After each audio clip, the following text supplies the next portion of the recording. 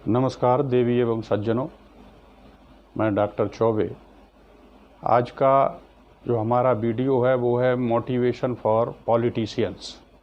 राजनीतिज्ञ जो मनमानी कर रहे हैं वो अपने आप को मोटिवेट करें, अपने आप में वो सुधार करें, क्योंकि जनता इन सब चीज़ों को बर्दाश्त नहीं करेगी। क्योंकि हम अच्छी तरीके से जानते हैं, भारतीय जनता अच्छी तरीके से जानती है, 100 श्यारों से बेहतर है एक जिंदगी शेरे बबर। स्वतंत्रता की 100 सांसों से स्वतंत्रता की एक सांस बेहतर है। लेकिन यह भी ध्यान रहे कि 100 चूहे मिलकर अगर शेर या शेरनी पर आक्रमण करें फिर भी वो जो है नाकामयाब रहते हैं। कभी किसी की बराबरी नकल करके बराबरी तो नहीं की जा सकती। आपको अपना अस्तित्व स्थापित करना है तो आप अपने तरीके से सही रास्ते से संविधान के अनुसार चलिए। एक नागरिकता भारत की, एक राष्ट्रभाषा है, तो सभी के लिए रूल्स भारतीय संविधान में समान दिए हुए हैं। उसमें नेताओं को हस्तक्षेप नहीं करना चाहिए, संविधान के अनुसार चलना चाहिए।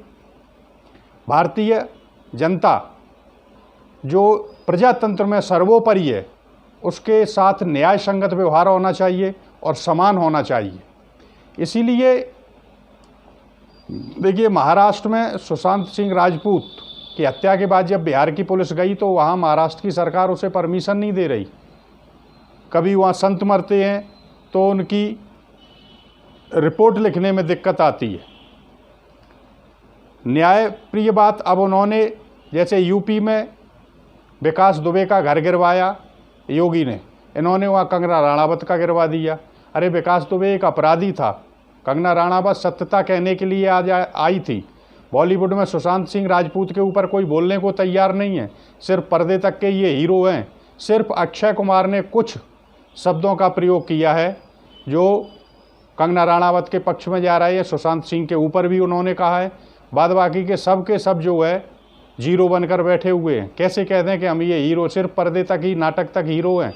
तो इनको हम एंटरटेनर कह सकते हैं। इन लोगों को आप लोग हीरो कहना बंद कर दीजिए। सच्चे हीरो वो हैं जो 50 डिग्री सेल्सियस में देश की रक्षा बॉर्डर पर कर रहे हैं। हीरो वो हैं जो सिर्फ एंटरटेनर हैं, हीरो नहीं हैं, और सच्चाई कभी ये कह नहीं सकते। तो उस पर देखिए किस तरीके से इन्होंने किया। इसी पे 4 पंक्तियां हैं, मैं आपके सामने कहता हूं। यूपी में योगी ने दुबे को दबाया है और बुलडोजर से उसके घर को गिराया है।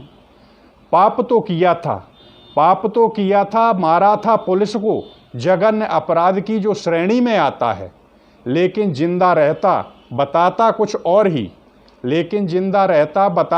और भी, पुलिस की हिरासत में तोते की तरह बोलता। पुलिस उससे सब कुछ उगलवा लेती। तो उगलता क्या वो? बसपा, सपा, कांग्रेस, बीजेपी सुनती बारी बारी से। जब वह नेताओं की काली पोलें खोलता तो वह सब कुछ बताता कि एक दिन में गुंडा थोड़ा ही बन गया था। उसे किस तरीके से जो है पनाह दी गई, वो किसने बनाया। तो दंड मिले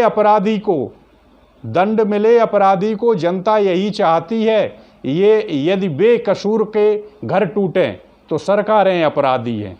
बेकसूर के घर नहीं टूट रहे हैं। दहाड़ रही है आज शेरनी, कंगना राणावत कहते हैं अन्याय सहन अब नहीं करेंगे, सब हिंदुस्तानी कहते हैं। उसके घर को क्यों गिरवाया गया? जहां मरे निर्दोष संत जो, उनको न्याय न मिल पाया है। जब 2 संत मिले उनको न्याय नहीं दे पाए आप, लेकिन कंगना राणावत का घर आपने बहुत जल्दी गिरवा दिया।